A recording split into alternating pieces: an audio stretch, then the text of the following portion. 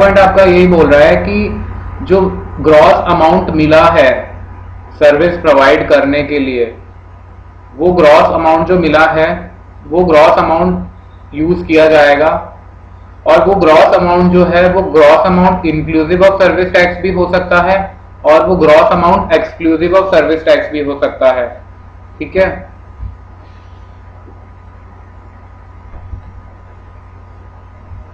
Important मैंने आपको point एक बताया था कि असेसेबल वैल्यू जो होती है, असेसेबल वैल्यू जो होती है ये हमेशा होती है exclusive of service tax. Accessible value हमेशा एक्सक्लूसिव ऑफ सर्विस टैक्स होती है, या फिर हम इसको बोलते हैं accessible value, it is a value which is exclusive of service tax। ठीक है, नाउ सेकंड पॉइंट देखिए। दूसरा पॉइंट आप लोगों को बोल रहा है, पहला पॉइंट समझ आ गया, जब मॉनिटरी कंसिडरेशन में मिल रहा है पूरा, तो जो ग्रॉस अमाउंट चार्ज किया है बाय द सर्विस प्रोवाइडर वो लेंगे हम। सेकंड पॉइंट बोल रहा है in case where the provision of service is for a consideration not wholly और पार्टली कंसिस्टिंग इन मनी। मतलब कि कुछ एक अमाउंट तो आपको मॉनिटरी फॉर्म में मिला है, कुछ एक अमाउंट आपको जो है इन काइंड मिला है, या फिर बदले में आपको जो है आपने एक सर्विस दी, सामने वाला भी कोई सर्विस दे रहा है, या सामने वाला आपको कोई गुड्स दे रहा है। ठीक है, तो उस केस में क्या होता है, in case where the provision of service is for a consideration not wholly or partly consisting of money, be such amount in money as with the addition of service tax charged।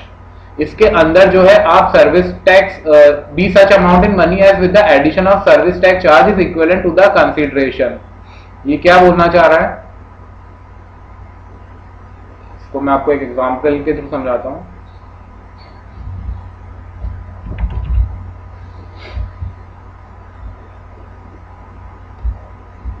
Example है, मान लो आप company secretary हो। क्या हो, company secretary. आपने कुछ services provide करी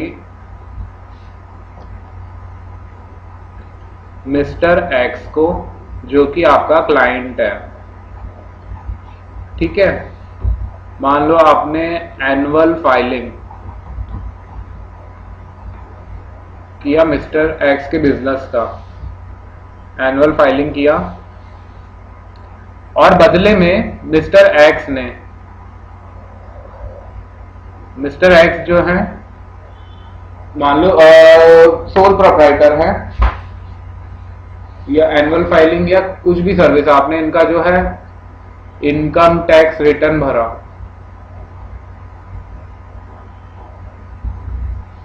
ठीक है, इनकम टैक्स रिटर्न भरा आपने इनका, बदले में इन्होंने आपको फीस नहीं दी, एक wrist watch the, wrist watch worth ₹50,000। आपने मिस्टर एक्स को बोल दिया कि मिस्टर एक्स आप जो है मुझे फीस मत दीजिए, बट आप फॉरेन जा रहे हैं नेक्स्ट मंथ, तो आप मेरे लिए एक रिस्ट वॉच दिया ना इस पर्टिकुलर ब्रांड की जो कॉस्ट कर रही थी 50,000। ठीक है, तो मिस्टर एक्स ने आपको बदले में क्या दिया, रिस्ट वॉच दी। ओके, 50,000 की। तो यहां पर ये जो 50,000 है, it shall be regarded as a value inclusive of service tax. ये 50,000 की वैल्यू आपकी है होएगी, इसके अंदर सर्विस टैक्स इंक्लूडेड है, इसके अंदर सर्विस टैक्स इंक्लूडेड है। इसको हमें एक्सक्लूसिव बनाना पड़ेगा असेसेबल वैल्यू निकालने के लिए। तो 50,000 इंटू 115 अपॉन 50,000 अपॉन इंटू 100/115 कर दो तो आपकी एसेसेबल वैल्यू निकल के आ जाएगी। ओके, कितनी आई? 50,000 इंटू 100/115, 43,478। इसका 15% निकालो वापस, 6522। ये तो आपका सर्विस टैक्स है, ये असेसेबल वैल्यू है। ठीक है, दोनों को जोड़ोगे तो आपका अमाउंट आएगा 50,000। ठीक है, तो इस तरह से होता है इसके अंदर। अब ऐसा भी हो सकता था कि मान लो 20,000 रुपए आपको वो कैश में दे देते, 20,000 तक कैश दे दिया, बचा हुआ 30,000 की रिस्ट वॉच दे दी। तो मतलब होली काइंड में हो सकता है, या बदले में मान लो आपने इनको एक सर्विस दी, इन्होंने आपको दूसरी सर्विस दे दी। मान लो ये भी कोई सर्विस देते हैं, ये मान लो पंडाल शामियाना की सर्विसेज देते हैं। ओके, तो इन्होंने जो है आपकी शादी होनी थी, उसके अंदर जो है आपने इनको सर्विसेज दी थी, बदले में इन्होंने भी सर्विसेज दे दी।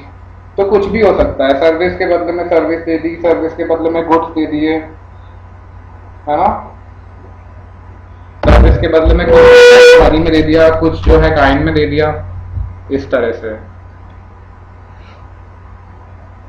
थर्ड पॉइंट देखिए, the gross amount charge for the taxable service shall include any amount received towards the taxable service before, during or after the provision of service। Easy point है, बोल रहा है कि कोई भी अमाउंट आपको मिला है सर्विस प्रोवाइड करने के लिए, सर्विस प्रोवाइड करने से पहले, सर्विस प्रोवाइड करने के दौरान या सर्विस प्रोवाइड करने के बाद, वो सारा अमाउंट आपका जो है सर्विस टैक्स में आएगा।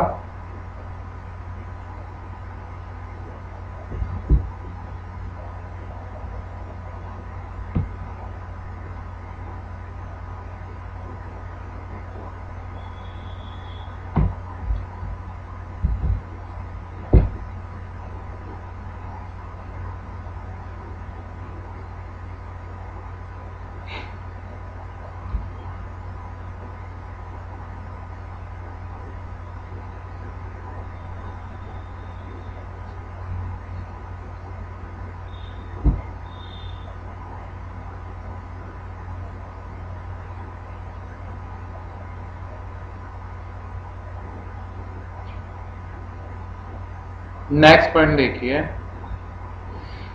Point number second. अभी तक तो हम पहले पॉइंट के 3 सब पॉइंट देख रहे थे, अब दूसरा पॉइंट नंबर सेकंड देखेंगे। ये बोल रहा है, where the gross amount charge by service provider for the service provided और to be provided is inclusive of service tax payable. जहां पर अमाउंट जो मिल रहा है सर्विस रिसीवर से, या मतलब सर्विस प्रोवाइडर जो ग्रॉस अमाउंट चार्ज कर रहा है सर्विस रिसीवर से, वो amount inclusive of service tax है। तो ये बोल रहा है, the value of such taxable service shall be such amount with the addition of tax payable is equal to the gross amount charged. The value of such taxable service shall be such amount as with the addition of tax payable. Such amount as with the addition of tax payable is equal to the gross amount charged.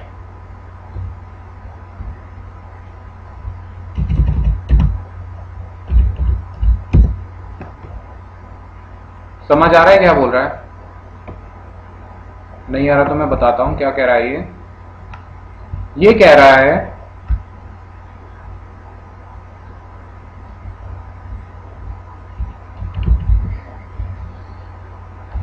ये बोल रहा है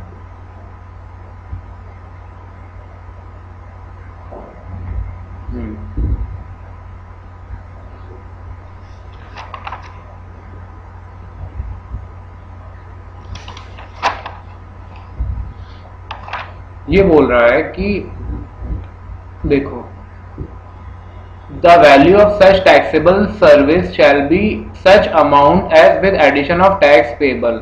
such amount है assessable value, with tax add करो service tax. ठीक है, where the gross amount charged by service provider for the service provided or to be provided is inclusive of service tax payable, the value of such taxable service shall be such amount as with the addition of service tax payable is equal to the gross amount charged. ये आपका हो गया gross amount charged, ठीक है।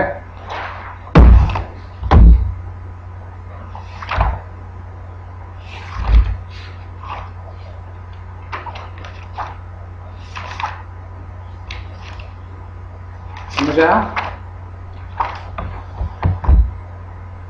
है ना? ये क्या बोल रहा था कि the value will B value of such taxable service shall be such amount. तो सच अमाउंट क्या हो गया? सच अमाउंट, सच अमाउंट, ये है सच अमाउंट। उस लाइन का इंटरप्रिटेशन कर रहे हैं। Such amount as with the addition of tax payable, as with the addition of tax payable,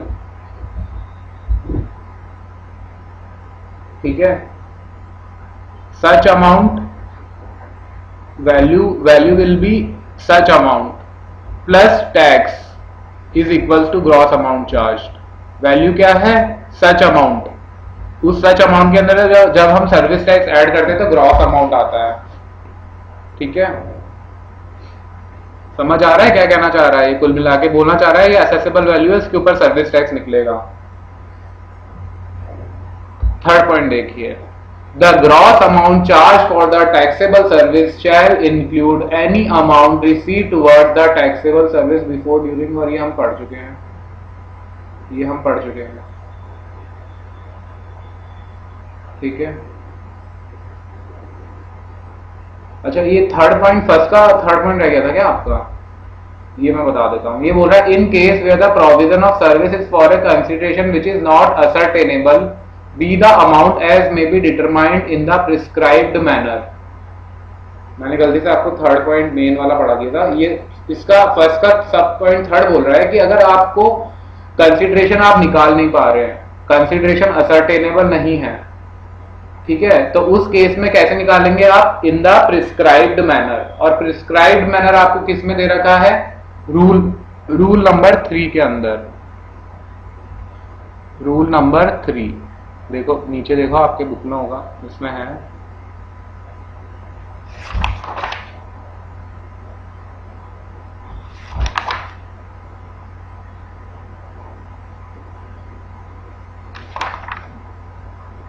ये रहा रूल 3।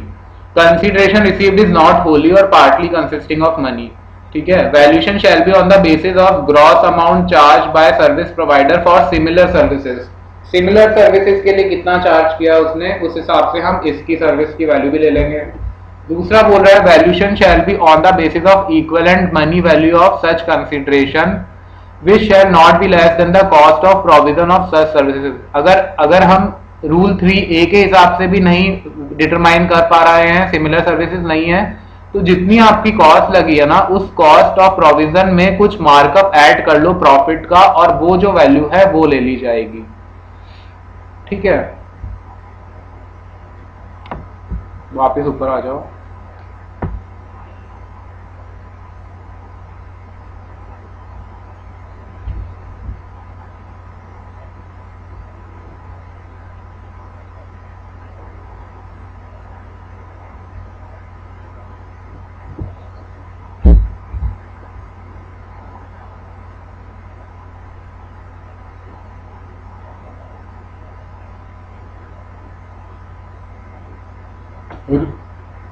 पॉइंट थर्ड पढ़ लिया आपने? पॉइंट थर्ड पढ़ लिया? फर्स्ट पॉइंट पूरा हुआ, सेकंड पॉइंट पूरा हुआ, थर्ड पॉइंट पूरा हुआ। फोर्थ पॉइंट बोल रहा है subject to the provisions of subsection 1, 2 and 3 the value shall be determined in such manner as may be prescribed, ठीक है। जैसा प्रिस्क्राइब किया है उस तरह से निकाली जाएगी। For the purpose of this section, consideration includes any amount that is payable for the taxable service provided or to be provided। Consideration का मतलब जो अमाउंट आपको पे करना है जो टैक्सेबल सर्विस प्रोवाइड करी गई है उसके लिए या जो प्रोवाइड की जाएगी उसके लिए। अगला है सेक्शन 67A। सेक्शन 67A हमारा बोल रहा है कि date of determination of rate of tax कौन सी ली जाएगी, वैल्यू ऑफ टैक्सेबल सर्विस कब कौन सी क्या ली जाएगी, रेट ऑफ एक्सचेंज जो है वो कब का लिया जाएगा। तो रेट ऑफ टैक्स जिस दिन सर्विस प्रोवाइड की गई है या एग्री टू बी प्रोवाइड की गई है उस दिन की ली जाएगी। ठीक है, जैसे आप मान लीजिए मोबाइल में रिचार्ज करवाते हैं, ओके, आपने 31 मई को मोबाइल के अंदर रिचार्ज करवाया तो आपके ऊपर सर्विस टैक्स लगा जो उस दिन एप्लीकेबल था, दैट इज 14.5%। अब आप 1 जून को रिचार्ज करवाने गए तो सर्विस टैक्स लग जाएगा 15%, क्योंकि उस दिन से कृषि कल्याण सेस ऐड हो गया था। ठीक है, पहले 14.5%, पहले 14% था, उसके बाद स्वच्छ भारत सेस लगा दिया 0.5, 14.5% कर दिया सर्विस टैक्स को, फिर उसके बाद वापस से कृषि कल्याण सेस लग गया। मतलब पिछले 1 साल में जो है 12.36% से 15% सर्विस टैक्स कर दिया गया है। ठीक है, तो सर्विस टैक्स की रेट कौन सी लगेगी, जिस दिन सर्विस आपको प्रोवाइड की गई है या जिस दिन आपको एग्री करी गई थी कि इस दिन प्रोवाइड करी जाएगी। ओके, तो रेट लग गई उस दिन की। वैल्यू और रेट ऑफ एक्सचेंज कब की लेंगे, रेट ऑफ टैक्स तो हमने देख लिया, रेट ऑफ एक्सचेंज उसी दिन की लेंगे। पढ़ते हैं क्या बोला था, rate of service tax, value of taxable service and rate of exchange if any shall be the rate of service tax और वैल्यू ऑफ टैक्सेबल सर्विस और rate of exchange as the case में be in force or as applicable at the time when taxable service has been provided or agreed to be provided। आ गया समझ। Now rules बता रहा है, सबसे पहले rule 1 बस नाम देता है, service tax determination of value rule 2006। Rule 2 definition. Rule 2 है कंसिडरेशन फॉर वर्क्स कॉन्ट्रैक्ट। इसके अंदर ये बोलता है कि वर्क्स कॉन्ट्रैक्ट, वैसे हम डिटेल में डिक्लेयर्ड सर्विस में पढ़ेंगे, बट वैसे मैं आपको बता देता हूं क्या होता है इसके अंदर। वर्क्स कॉन्ट्रैक्ट के अंदर जो है सर्विस प्रोवाइडर के पास 2 ऑप्शन होते हैं, ये दोनों ऑप्शन में से कोई एक ऑप्शन ऑप्ट किया जाता है और उसके हिसाब से सर्विस टैक्स पे किया जाता है। पहला ऑप्शन हमें बोलता है कि आप जो है जितना अमाउंट आपने पूरे वर्क्स कॉन्ट्रैक्ट के लिए चार्ज किया है, ग्रॉस अमाउंट, उसके अंदर से माइनस कर दो जितना अमाउंट की आपने प्रॉपर्टी ट्रांसफर करी है इन गुड्स, और जो आपका वैट का पोर्शन है उसको माइनस कर दो, तो बचा हुआ आपका वर्क्स कॉन्ट्रैक्ट की सर्विस की वैल्यू आ जाएगी। ठीक है, दूसरा ऑप्शन हमको बोलता है कि जितना आपने ओरिजिनल वर्क्स कैरी ऑन किया है, ओरिजिनल वर्क्स का मतलब all new constructions, all types of addition and alteration, erection, commissioning, installation, ये जब जो जितना भी आपने किया है ओरिजिनल वर्क्स, इसका 40% आप कर दो, उतना सर्विस टैक्स पे कर दो। मतलब 15% सर्विस टैक्स की रेट होती है, 15 का 40% निकाल दो, 15 का 40% निकाल दो और उतनी जो है ओरिजिनल वर्क्स के ऊपर सर्विस टैक्स पे कर दो। यहाँ पर ये जो है 12.36 के हिसाब से निकला हुआ है नेट सर्विस टैक्स, यहाँ पर जो ये डायग्राम में इसको 15% का 40% निकालना पड़ेगा। वैसे ही मेंटेनेंस एंड रिपेयर की सर्विसेज देते हैं आप, तो उसके अंदर आपका 15 का 70%, मतलब 70% पे आपको सर्विस टैक्स देना है। और यहाँ पर कंप्लीटेड एंड फिनिशिंग सर्विसेज के अंदर 15% का 60%। ठीक है, इस तरह से आपको करना है। मतलब जो रेट है उसका 40%, 70% और 60%। ओरिजिनल वर्क्स में 40%, मेंटेनिंग एंड रिपेयरिंग में 70 और कंप्लीशिंग एंड फिनिशिंग सर्विसेज देते हैं तो 15 का 60%। ठीक है, नेक्स्ट है rule 2B, determination of value of services in relation to money changing.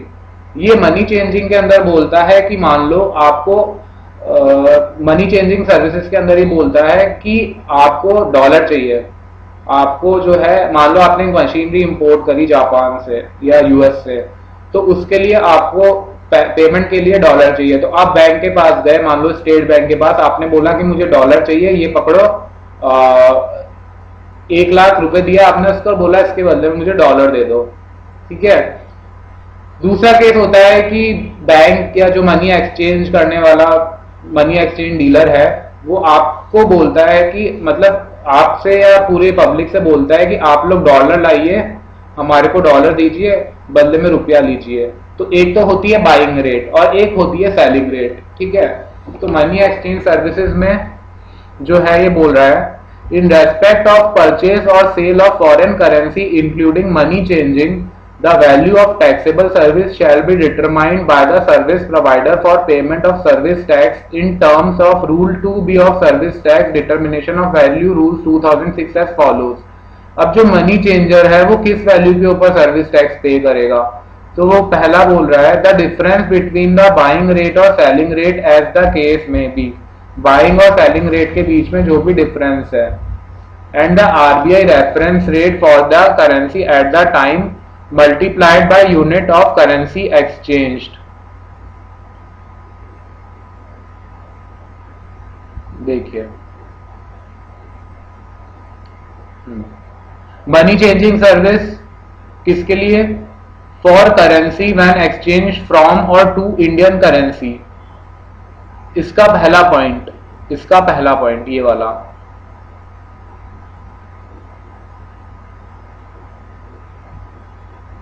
आप लोग ये नोट कर लीजिए, रूल 2B डाल के नोट कर लीजिए। मनी चेंजिंग सर्विसेज किसके लिए? फॉर पहला, for a currency when exchange from oblique to Indian currency, और ए का सब पॉइंट 1 डाल के लिखिए, when money changer is selling forex, मतलब सामने वाला आपको सेल कर रहा है,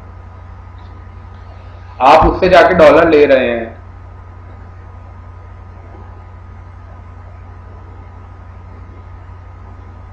मतलब ए पॉइंट का जो रूल 2B का ए पॉइंट है उसके अंदर दोनों आ गए कि आप रुपए से डॉलर ले रहे हैं या डॉलर से रुपए ले रहे हैं। मत तो इसलिए बोल रहा है for a currency when exchange from oblique to Indian currency. इसका फर्स्ट पॉइंट ए का सब पॉइंट 1 बोल रहा है when money changer is selling forex, तो वैल्यू क्या होगी? Value equals to total unit of currency into selling rate minus RBI reference rate. एक इसमें कॉन्सेप्ट आता है आरबीआई रेफरेंस रेट का, ये आपको गिवन होगी क्वेश्चन में।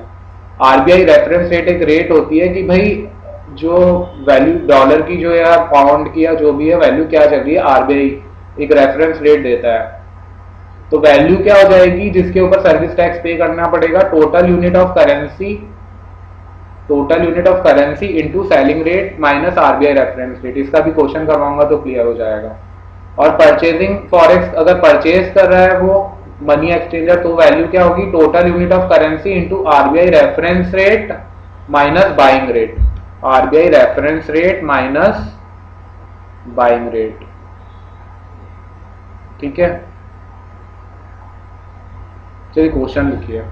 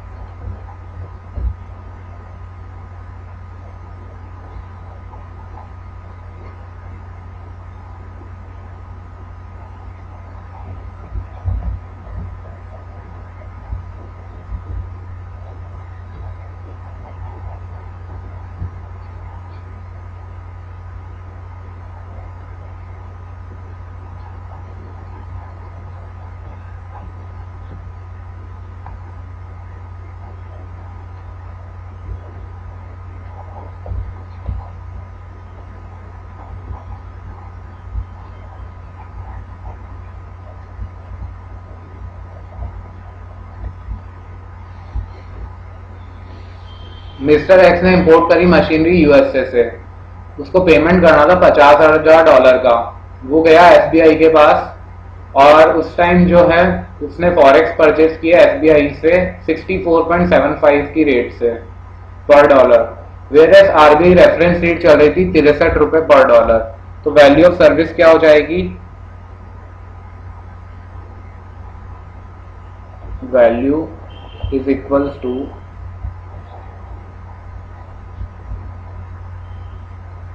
total unit of currency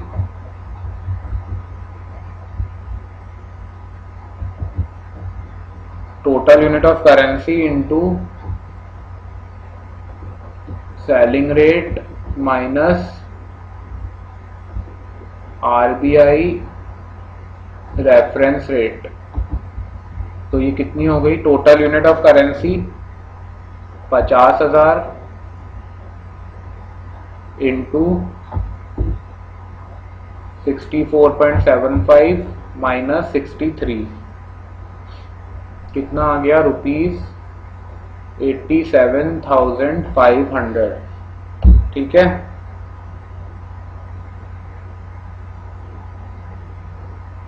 आ गया समझ? Total unit of currency into selling rate minus RBI reference rate. Total unit of currency की एक्सचेंज कितनी है? $50,000।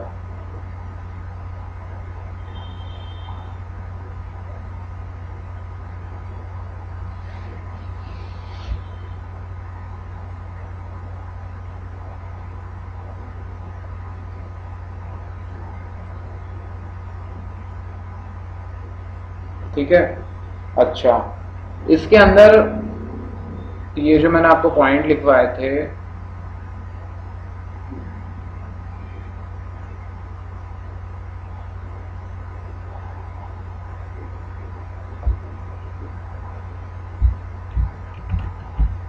एक पॉइंट डालो और,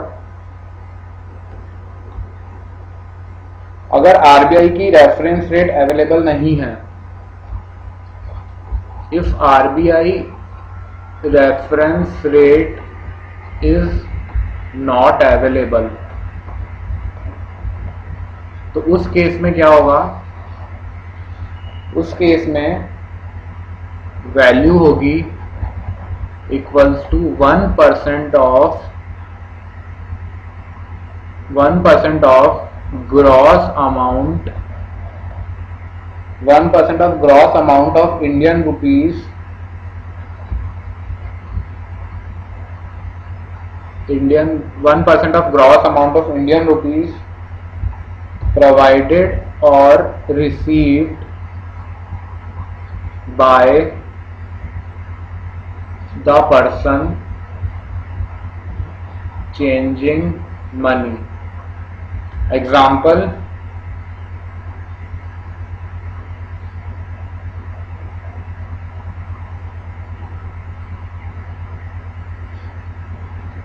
एक टूरिस्ट है,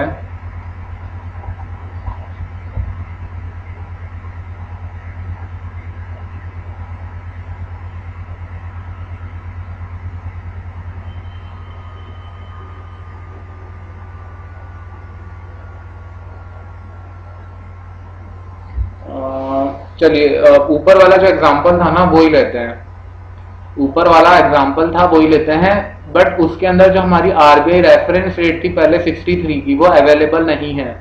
तो इस केस में वैल्यू कैसे निकालेंगे? Value of service provided by SBI is equals to 1% of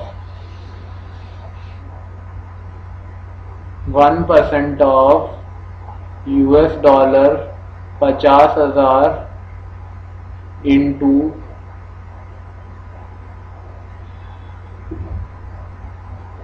64.75 Indian rupee के अंदर निकाल लो, कितना आ गया टोटल? 50,000 इंटू 64.75 निकालो,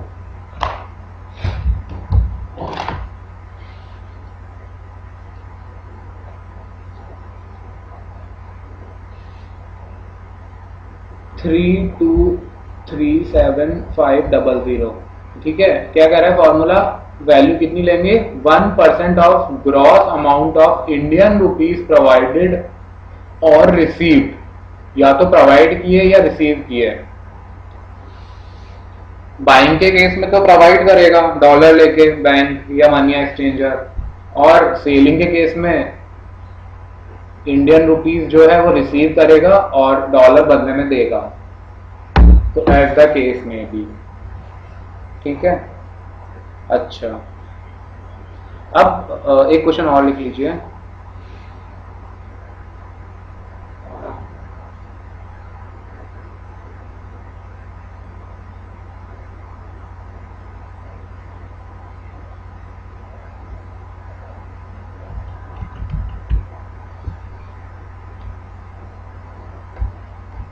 एक क्वेश्चन और लिख लीजिए, अच्छा क्वेश्चन है ये। एक टूरिस्ट है, और टूरिस्ट, आप लोग नोट कर लीजिए, मैं आपको डिक्टेट करवा रहा हूं। A tourist from USA had come to India for holiday. A tourist from USA had come to India for holiday and now is leaving for London from Delhi. USA से आया India में holiday के लिए और अब जो है वो लंदन जा रहा है from Delhi. He exchanges $5,000 to UK pound 2,800 from SBI in Delhi. He exchanges $5,000 to UK pound, ऐसे लिखिए। He exchanges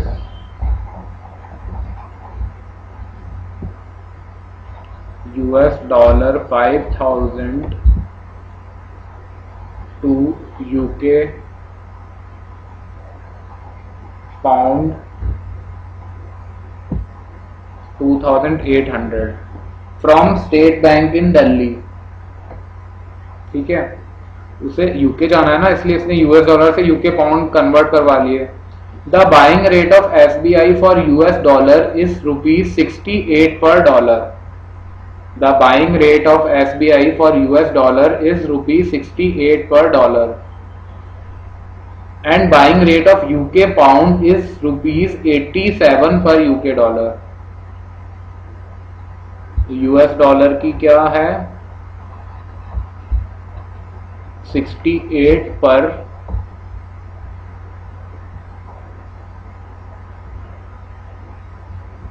₹68 per dollar buying rate,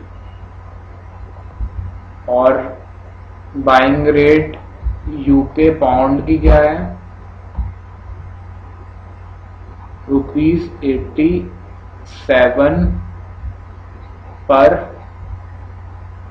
pound. ठीक है, calculate the value of service given by SBI. Calculate the value of service given by SBI. यहां पे आपको कोई reference rate वगैरह कुछ नहीं दे रखा, तो यहां पर आपको जो है डायरेक्ट निकालना पड़ेगा। आंसर आपका होगा value of service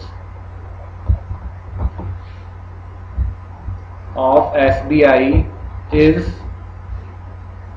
1% of lower of पहला US dollar 5,000 into 68, US dollar 5,000 into 68 कितना आया, 3,40,000 रुपए। दूसरा यूके पौंड 2800, उसने 5,000 यूएस डॉलर से यूके पौंड 2800 लिए। ठीक है ना, तो यूएस डॉलर 5,000 की इंडिया रुपीज में वैल्यू निकाल लो इंटू 68 करके, और यूके पौंड 2800 की इंडियन रुपीज में निकाल लो, ₹87। ये आपका आएगा 2,43,600 रुपीज। ठीक है,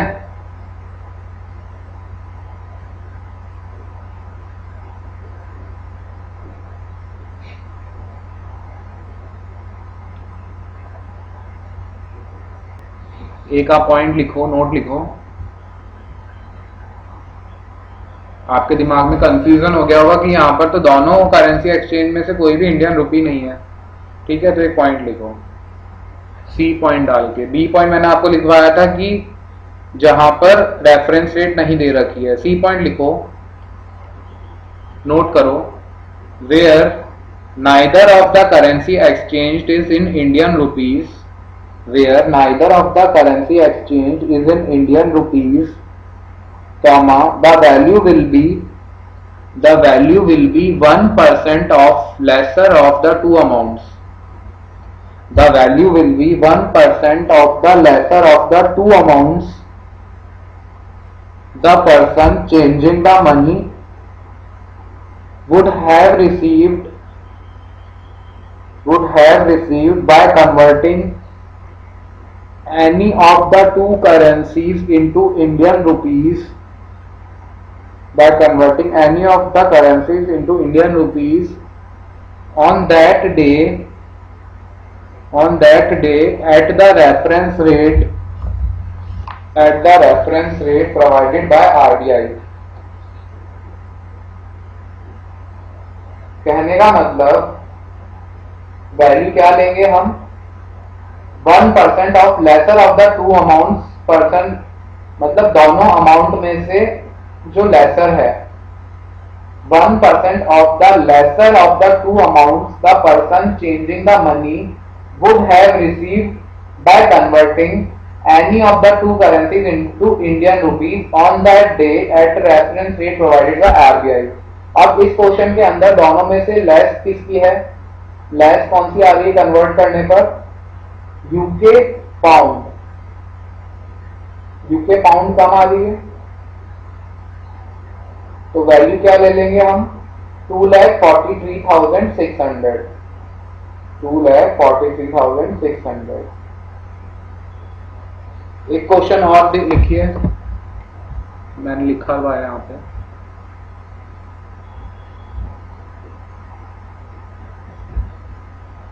ये क्वेश्चन और लिखिए। A customer has purchased on 10 January 2016 $500 from an authorized dealer in exchange of 397 euros. What will be the value of taxable service? यहाँ पर हमको आरबीआई रेफरेंस रेट प्रोवाइड करी हुई है। RBI reference rate for euro is 71 rupees and RBI reference rate for dollar is 55 rupees. Note कर लो question.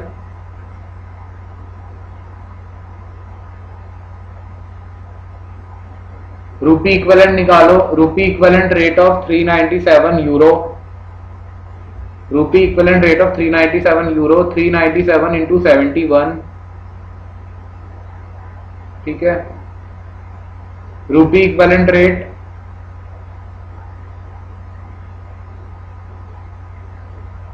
$500 की निकाल लो, 27,500। दोनों में से जो लोअर है उसका 1% निकाल लो, दोनों में से जो लोअर है उसका 1% निकाल लो। अच्छा, ऊपर वाले क्वेश्चन में जो वैल्यू थी मैंने आपको गलत बताई थी, 2,43,600 का 1% निकालो।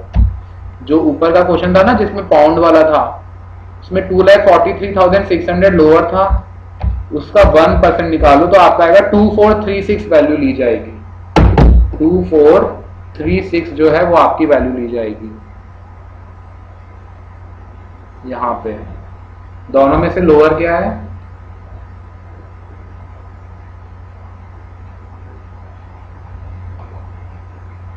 3,40,000 और दोनों में से 2436,000 इंटू 1%, ये आपकी वैल्यू आएगी।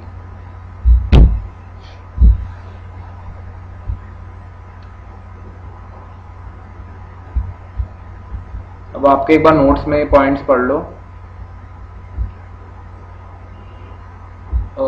Determination of value of service in relation to money exchange, ये इसके क्वेश्चंस मैंने आपको इनफ करवा दी है। एक बार आप ये क्वेश्चंस और देखना है ना, आज ही देखना, ये आप एक बार रीड करना। इसके बाद सेक्शन 2C आता है आपका। सेक्शन 2C आपका determination of value of service in supply of food and drink in a restaurant और आउटडोर कैटरिंग। आप क्या सर्विस दे रहे हैं, आप फूड सप्लाई कर रहे हैं और ड्रिंक सप्लाई कर रहे हैं इन अ रेस्टोरेंट या आउटडोर कैटरिंग के अंदर, ठीक है। आउटडोर कैटरिंग दे रहे हैं मतलब आप खुले एरिया के अंदर कैटरिंग सर्विसेज दे रहे हैं अगर, तो इसमें वैल्यू ऑफ सर्विस पोर्शन कैसे निकालेंगे, shall be determined in following manner. Value of service portion in any activity where in goods being food or any other article of human consumption or any drink whether or not intoxicating is supplied in any manner as part of the activity। मतलब आप food दे रहे हैं साथ में drink वगैरह दे रहे हैं किसी भी मैनर के अंदर, ठीक है। तो कैसे वैल्यू निकलेगी, सर्विस क्या है, determination of value of service in supply of food and drink in restaurant और आउटडोर कैटरिंग। सर्विस वैल्यू कैसे निकलेगी, अगर आप रेस्टोरेंट में सर्विस दे रहे हैं तो टैक्सेबल वैल्यू ऑफ सर्विस हो जाएगी टोटल जितना भी अमाउंट है उसका 40%, टोटल जितना भी अमाउंट है उसका 40% सर्विस पोर्शन माना जाएगा। आउटडोर कैटरिंग सर्विस दे रहे हैं तो टैक्सेबल वैल्यू ऑफ सर्विस निकलेगा टोटल अमाउंट जितना है, टोटल अमाउंट चार्ज इंटू 60%, ये आपका सर्विस पोर्शन होगा। इसके अंदर से सैंडवेड क्रेडिट जो है इनपुट सर्विस का वो आपको अलाउ हो जाएगा, CENVAT credit on capital goods allow हो जाएगा, CENVAT credit on input goods जो आपने आउटपुट सर्विस देने में यूज किया है उसका क्रेडिट मिल जाएगा, except CENVAT credit on the article और ड्रिंक्स, ऑन आर्टिकल्स और drinks meant for human consumption. Detail पढ़ते हैं नीचे, देखिए CENVAT credit equals to CC equals to CENVAT credit, IS equals to input service, CG equal to capital good, IG equal to input goods. Important note पढ़िए, as per explanation 1 to the set rule 2C total amount means the sum total of gross amount charge, जितना gross amount charge किया है, and the fair market value of all the goods and services supplied by the service receiver in or in relation to the supply of food or any other article of human consumption or any drink whether or not intoxicating under the same contract or any other contract। ये सारी चीजें ले लीजिए, minus कर दीजिए the amount charge for such goods और service provide by service receiver. Second, the value added tax और sales tax if any levy to the extent they form part of the gross amount. क्या कहना चाह रहा है मैं आपको explain करता हूं। इंडियन कॉन्स्टिट्यूशन का आर्टिकल 366 जो है वो हमें ये बोलता है कि आपने सप्लाई ऑफ गुड्स अगर किया है, भले ही वो फूड या any other article of human consumption या ड्रिंक है, तो उसको आप डीम्ड सेल मानोगे ना कि सर्विस। तो जो सर्विस पोर्शन है ना, सर्विस पोर्शन जो है इसके अंदर आप भले ही गुड्स मतलब आप फूड आइटम्स ड्रिंक्स ये सप्लाई कर रहे हो तो ये गुड्स है, तो जो सर्विस पोर्शन है उस सर्विस पोर्शन के अंदर वैल्यू ऑफ गुड्स जो है उसको इंक्लूड नहीं करोगे आप, उसको आप हटा दोगे। तो मतलब जितना पूरा जो आपने चार्ज किया है उसके अंदर से गुड्स पोर्शन जो है वो आप हटा दो, ठीक है। तो आपने जो ग्रॉस अमाउंट चार्ज किया है और साथ में जो fair market value of goods और सर्विसेज सप्लाई करी है in relation to the supply of food और any other article of human consumption, तो जो भी आपने गुड्स सर्विसेज सप्लाई करी है वो सब ऐड करके उसमें से माइनस कर दो आप लोग जो आपने अमाउंट चार्ज किया है फॉर सच गुड्स और सर्विसेज इफ एनी, और साथ में जो वैल्यू एडेड टैक्स या सेल्स टैक्स आपने चार्ज किया है वो भी माइनस कर दो, ठीक है। जो गुड्स और सर्विसेज की वैल्यू है वो जनरली एक्सेप्टेड अकाउंटिंग प्रिंसिपल्स के हिसाब से हम निकाल लेंगे। तो आपको जो आपने अमाउंट चार्ज किया है उसके अंदर से आप गुड्स का टोटल जो है उसमें से गुड्स वाला पोर्शन निकाल दो, the amount charge for such goods और सर्विसेज वो माइनस कर दो और value added tax sales tax minus कर दो। एग्जांपल देखो इसका, ये हम जो है अच्छे से पढ़ेंगे डिक्लेयर्ड सर्विस के अंदर। Food king private limited supplies food and beverages only. पहला तो वो सप्लाई करता है एक रेस्टोरेंट को 11,250 रुपए में, जिसके अंदर वैट इंक्लूडेड है 1,250 का, लोकेटेड एट मैलापुर चेन्नई, ठीक है।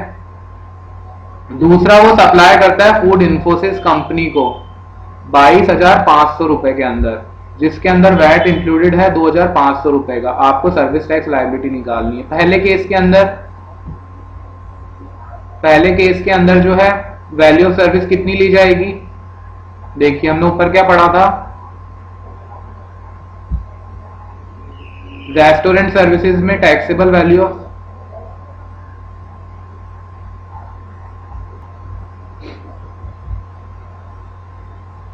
रेस्टोरेंट वाले केस में 11,000, 10,000 इंटू 40% कर दिया आप लोगों ने। रेस्टोरेंट सर्विस में 40% टोटल अमाउंट का, आउटडोर सर्विस में 60%, ठीक है। 10,000 का 40% इंक्लूसिव ऑफ वैट, वैट 1,250 शामिल है, उसको आप हटा दोगे, उसको हटाकर जो वैल्यू आई उसका 40% कर दो, और यहां पर आप कर दो 60%, ठीक है।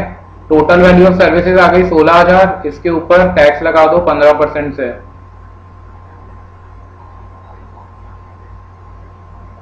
ओके।